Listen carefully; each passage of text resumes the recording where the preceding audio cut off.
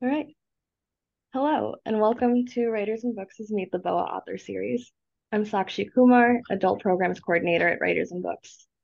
For those of you who are new to us, Writers and Books is a nonprofit literary arts center in Rochester, New York. We offer readings, workshops, a bookstore, and literary programming for people of all ages and backgrounds. You can find more information at our website, wab.org. Please say hello in the chat. Let us know that you're there. Feel free to submit questions through the chat or Q&A function as well. Books are available through our bookstore ampersand books. I'll put this link in the chat. Writers and Books would like to call attention to the complex and troubled history of the lands on which we live and work. We are hosting this event from the unceded ancestral homelands of the Onondaga, or the people of the Great Hill. In English, they are known as the Seneca people, or the Keeper of the Western Door.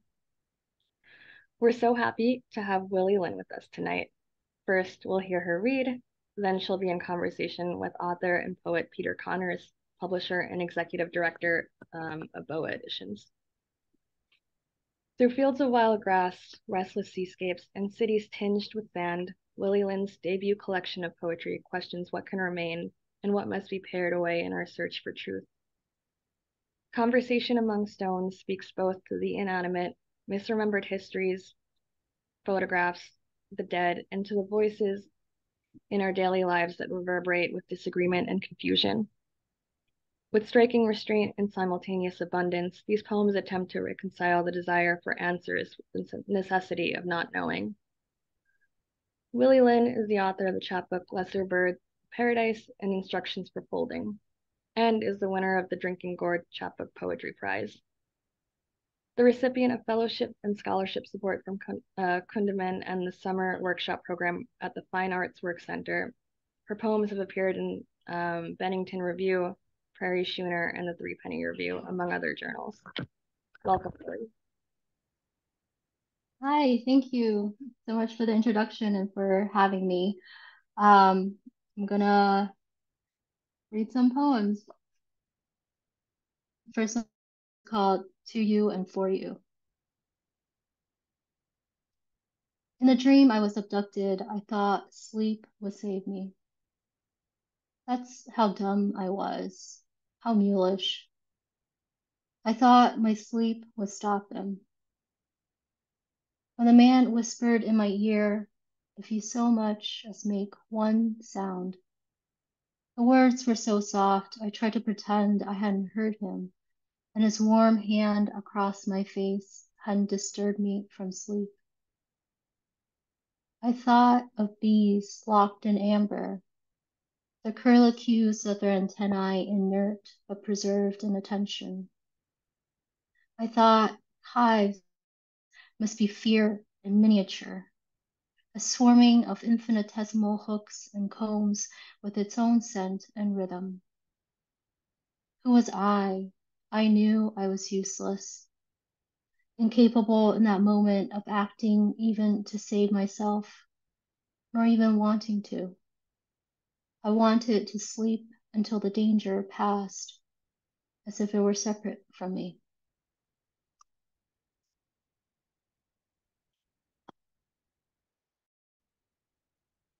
This next one is a kind of elegy, and it's called The Vocation.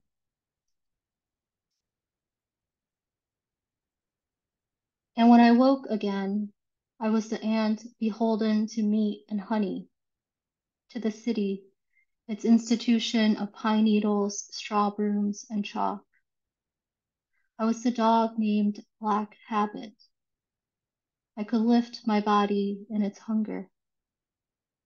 I was so thin I could have been my mother in her cotton uniform riding the bus in the rare air of December. Pregnant, though one wouldn't have been certain of it looking at her, even near the end. The city pushed its agenda of smoke. The river ran along its concrete banks. The stations, the secrets, and the sun still bending through her two brothers, through their tangled hair, belonged to anyone, still. He wrote, and he wrote too. And in the story, the men broke into song as they swept snow in the streets, each with a sudden train of a wedding dress. Or the men slammed the table when they laughed at their circumstance, or drank too much to learn what it meant to have a brother, or were true to no end, or tried to love their fathers before they disappeared into hagiography. And when they pushed the smoke out before them, it was a nostalgic act, and the smoke left its residue. And when they drank, they bloomed and seemed saturated not by blood, but by a color. For years, and still not long enough, they went on, flashing like wings, catching what light was allowed and were not inured to burning. And there were intervals of boredom bred by abundance, and there were intervals of wind when names scattered with the anarchy of the unwanted, and the branch snapped irrevocable. And still, there were intervals when their voices were carried because it was good to hear a familiar story in someone else's voice. And when they were carried, they were bitter to be carried, still only partway to heaven. In the year I learned to cease writing about history in the present tense, I was a silence of chalk dust, of brothers. I was asleep in the silence that came over people when their dead entered, came near. They wrote past their station. Like some animal, the knowledge of that moment, its meaning, went to be alone with its hunger where I would not see it. There will be a need for a catalog of such things.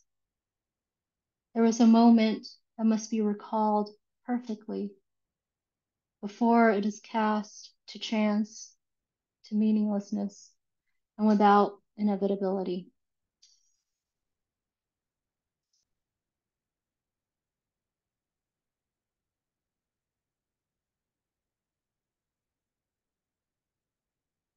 Dead dog. Step in any direction. In the cold, we become less recognizable, though the dog is more favored than most. He has been governed all his years by something else, a softness, solitary pleasure. Now it's his transience you touch, like touching fire without burning, or laughing in an unlit parking lot with the girls who were already elsewhere, when the summer nights seemed almost mystical in their depth and endless. Girls who watched themselves smoke and were in love with their hunger, nursing its secret that, in that moment, was still only a little dangerous, a little flame, a taut irreducibility that felt like clarity, their whole being sharpened into a desire, so they can say, no, I am not thinking of human things.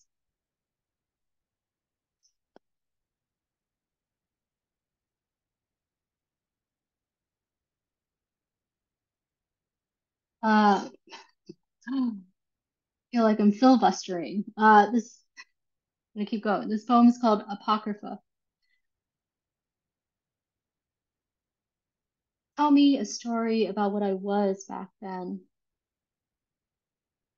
Show me a picture of how light muscled through the balcony.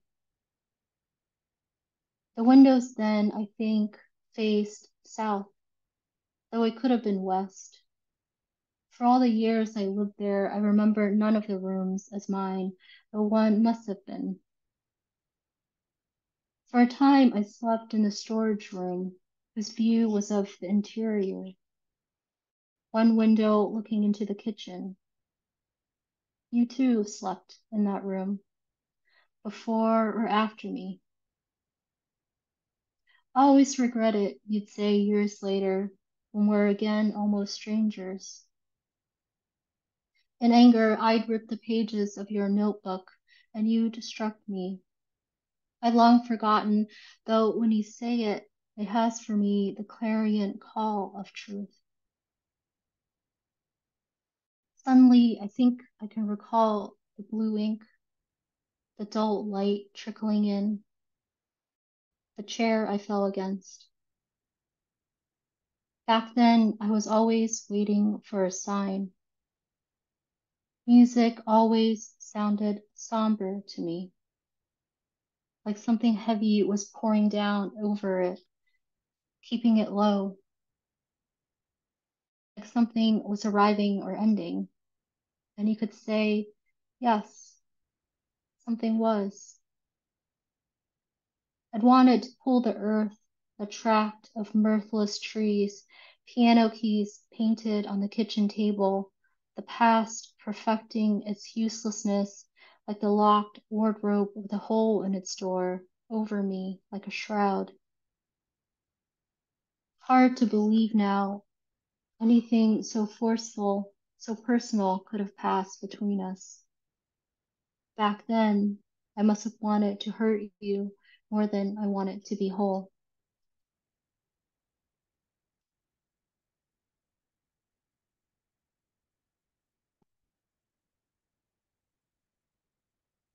Gauntlet for the left hand.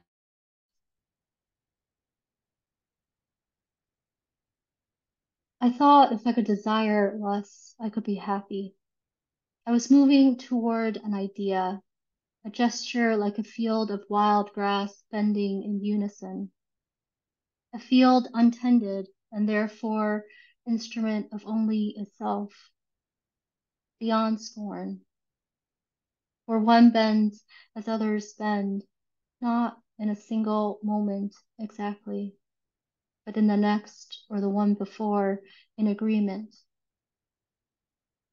When I conjured the hand, the flesh, casing of skin, nail beds, slight tightening of knuckles, sheathed in the glove, gilt and fine, corrugated as beetle's abdomen, I thought first, not how terrible, but how true. The steel fact kept the man for a time, then kept on after him. I thought if I could possess a fact, something true, if I could love that truth more than myself, I could return to the world. When I invented the field falling, it meant only one place. All that is coming to greet me in truce with no ammunition. And the moment before, and the one before. I was sure I did not care to reach you. Came a stone after me, I thought. I would be a stone in that field, anathema to the field. And now I know it is terrible to want nothing.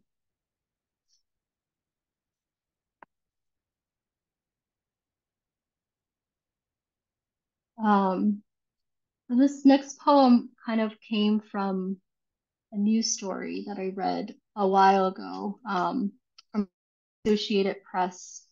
And it was such a strange story, I saved it right away because I knew I wanted to do something with it. And it took a couple years to figure out how to write a poem about it. But here's the headline of that news story, which summarizes the story pretty well. It says, horse named Mercy freed from Florida septic tank by rescue workers. And so I ended up writing kind of a persona poem from the perspective of the horse, and the poem's called Mercy the Horse.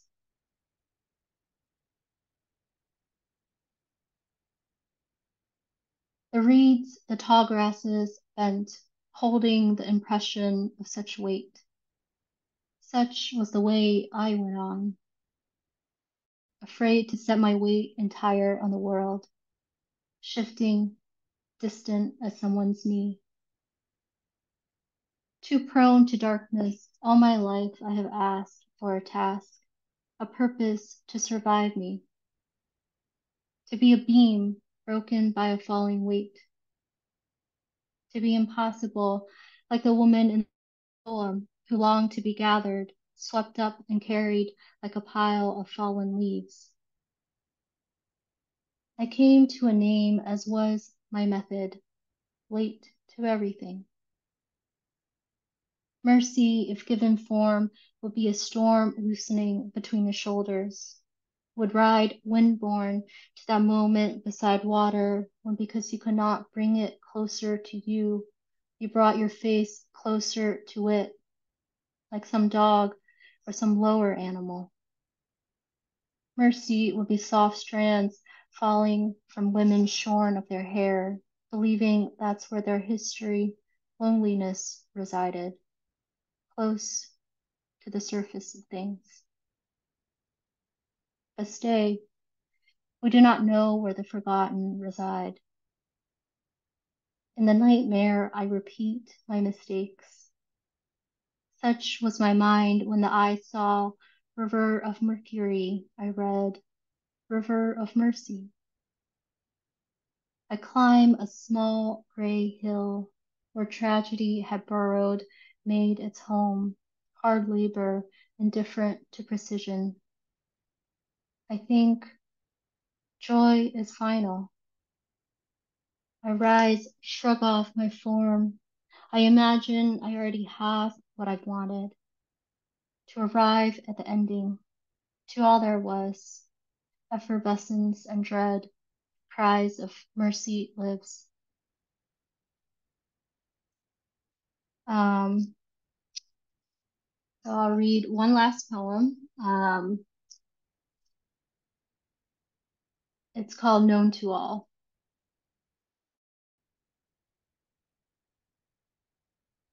What is sacred that is not secret?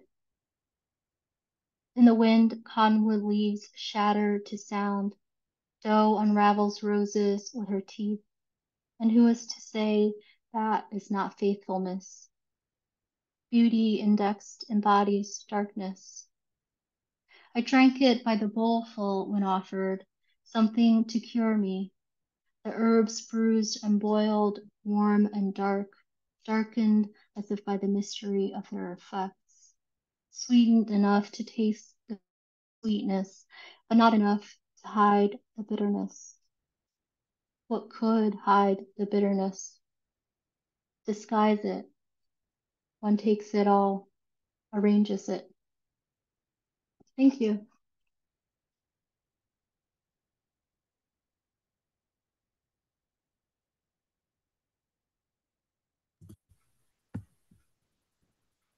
Thank you, Willie. It's beautiful to hear. Congratulations on your brand new book, Conversation Among Stones, which is your first book, correct? Yes, that's right. Yeah. Thank you.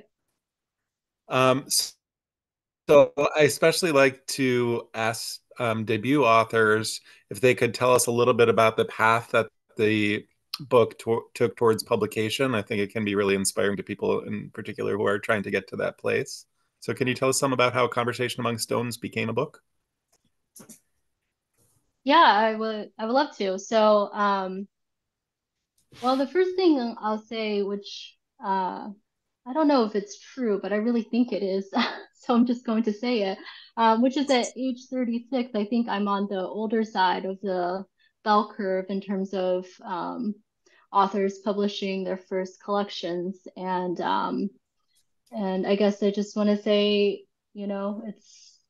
it's good to be patient with yourself, even if it feels like, you're working slower than other people. And in terms of how the book came together, it's kind of had a long life, I guess, in the sense that the oldest poem in this book is, I think, about 15 years old, and then the second oldest poem is about a decade old, and all the rest of them were written, in a 4 or 5 year period after that. And I had an iteration of it back in 2017, 2018. And nothing really happened with it. So I put it aside for a couple years. And then it was actually during the pandemic, the early months of the pandemic, when, I was suddenly was at home a lot more, and I had so much more time on my hands. So I wanted something to do that wasn't just worrying about things all the time. So I decided to pick up the manuscript, and it changed a lot during that sort of that iteration. Maybe about 50% of the poems from the first version remained. And I sent it out to Boa, and that's, I guess, how it finally happened. By the way, the Yale Younger Poets Prize goes up to 40. Oh wow, yeah. So I guess I'm still younger, really. So in poetry world, absolutely. There's a great story by one of our poets named Christopher Kennedy, who was a finalist for the Yale Poetry Prize 3 times until he turned 40, and then he couldn't Oh submit no. anymore. So I've always remembered the 40 because of that story. So Yeah. one question I haven't had a chance to ask you, but I've really wanted to, is about the title itself. And so I will, I immediately think of, there's a biblical passage from Luke 19:40 that is essentially Jesus is asked to silence his followers. And his response is essentially, if I did that, the very stones would cry out. And I don't know if you are connecting that to your title, but I will tell you, in my head, it's always sort of been there. And then today, when I started to think about these questions some more and go down that, I got really into Little Fugues, which is a poem in your book that that title is taken from. And the more I got into it, the more I started to pull out these other what I consider to be biblical references throughout that poem in particular. And before I go completely down the rabbit hole and pull all the different things out that I found, particularly, I do want to ask you: am I on track at all with that connection? I'm not familiar with that passage in the Bible, but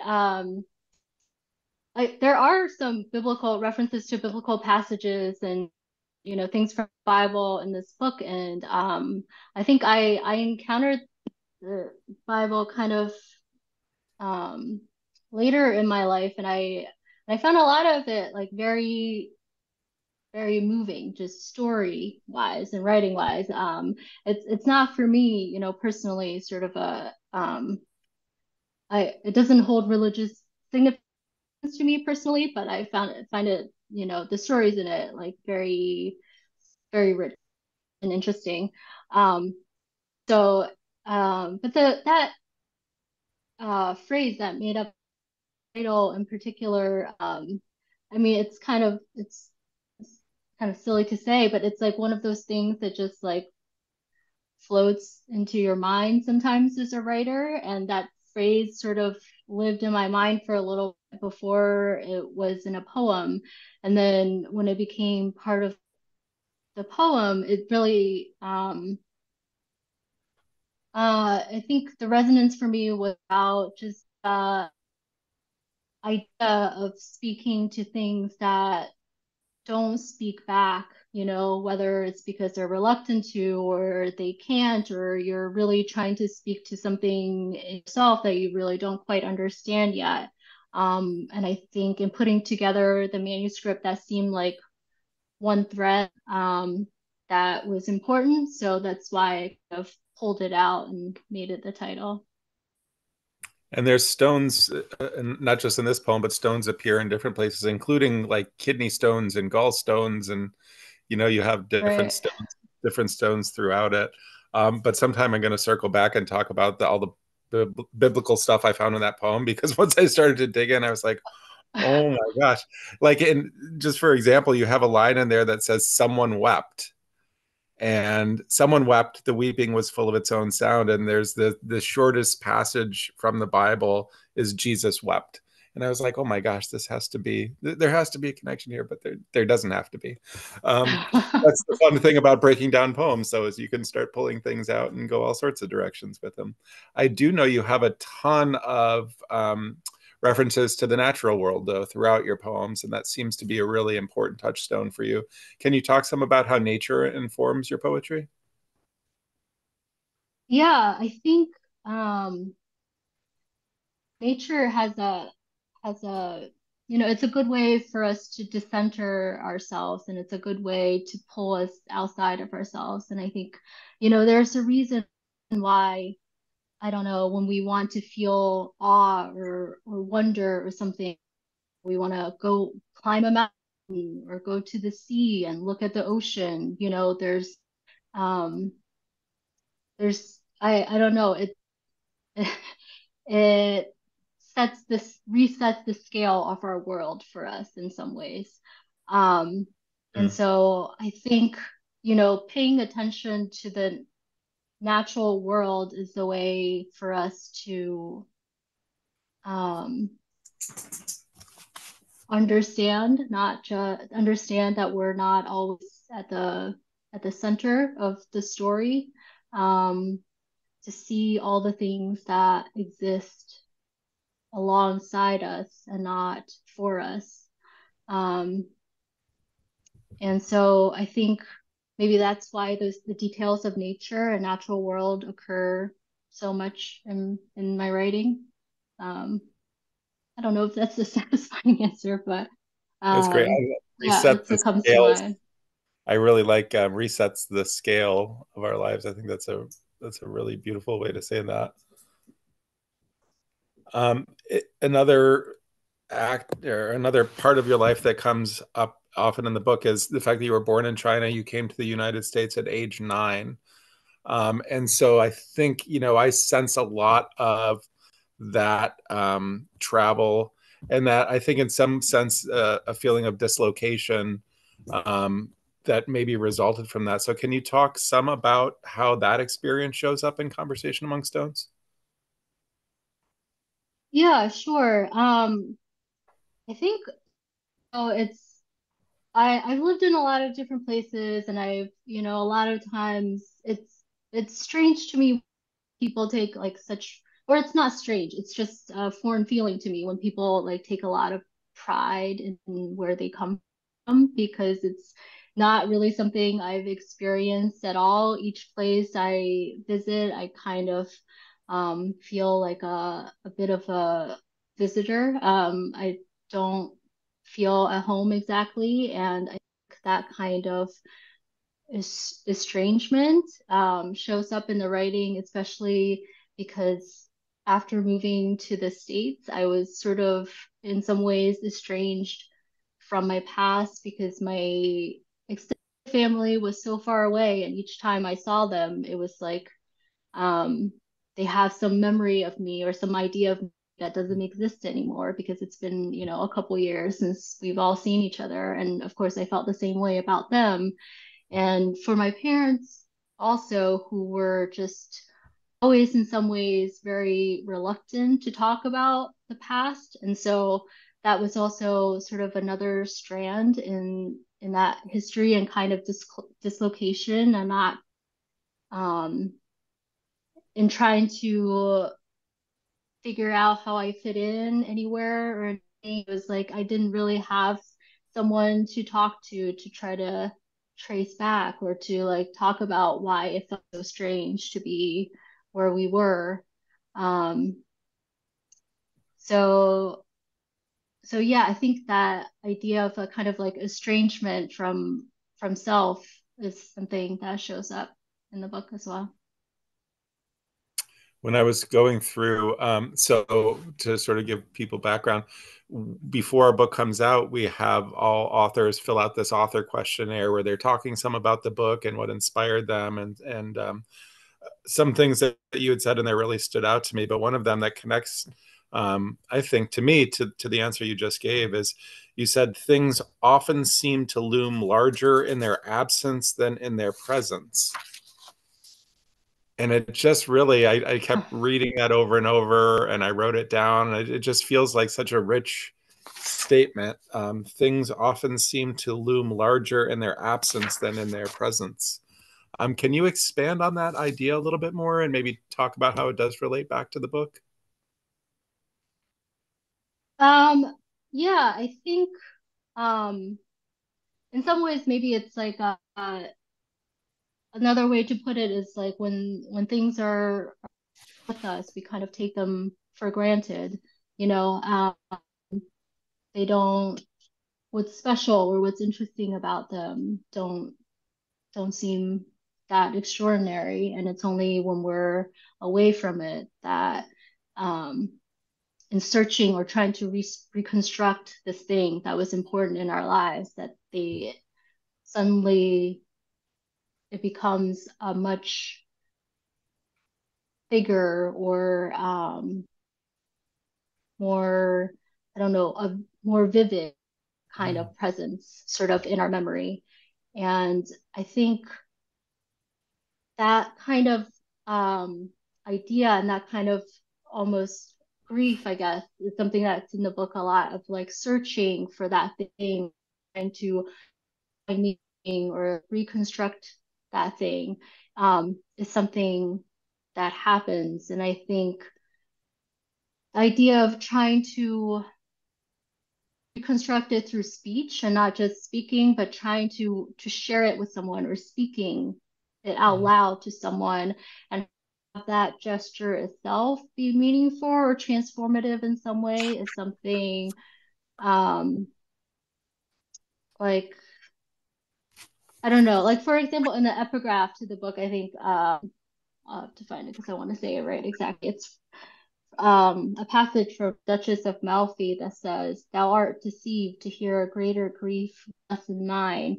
And I just love that sort of on the surface kind of contradictory or almost like counterintuitive idea. But when you think about it, I think it's sort of that having that act, speaking something out loud, even if it is a grief, for that gesture itself to be sort of the meaningful gesture at the end. Thank you. That's a beautiful answer. I love as you're speaking, it's like poems are just coming out all over the place. So that's a treat to hear you just sort of explain these things and spin out more poems along the way.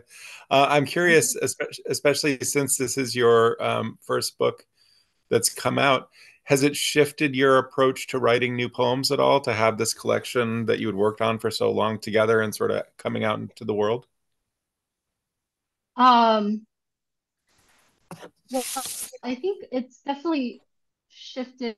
One way is that it made me stop tinkering with this manuscript, which I think I would have done for the rest of my life, you know, like Leaves of Grass or something. If, you know, I hadn't published it, you know, now I probably would have been taking things out.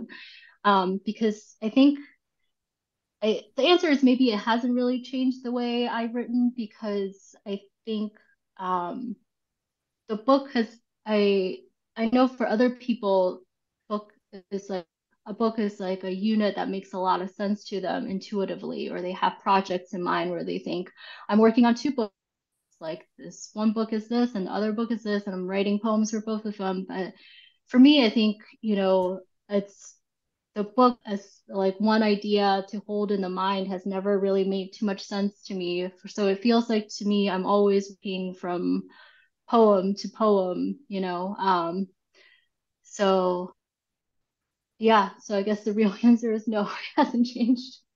Um, Still working poem to poem, I guess. Yeah. Well, very cool. Well, I could talk all night, but unfortunately, our time is wrapping up. So I just want to say congratulations on Conversation Among Stones. It's a beautiful book. I hope that people pick it up and discover it because it's really wonderful. And if you wouldn't mind leaving us with a final poem, we'd appreciate that. Thanks very much for being here, Willie. Yeah, thank you so much. So I'll read one last poem. It's the last book in the poem, and it's called last poem in the book. Maybe I said that backwards. It's called Box of Stars. I hate when the gods leave us. Field of wind, field of wine. A headache is a loneliness in which to lie down, so one enters sleep every night a little softer, learns to walk softly over graves. The brightness in the sky, neither the color of rust nor moth, lucid because we do not yet understand, though we imagine its meaning. like a poem, given freely and forever, made for burning. Another season flown through. I have the one word, the one branch I will continue to break to prove it is mine. And I can make something of suffering the way I can make something of elbows. Thank you.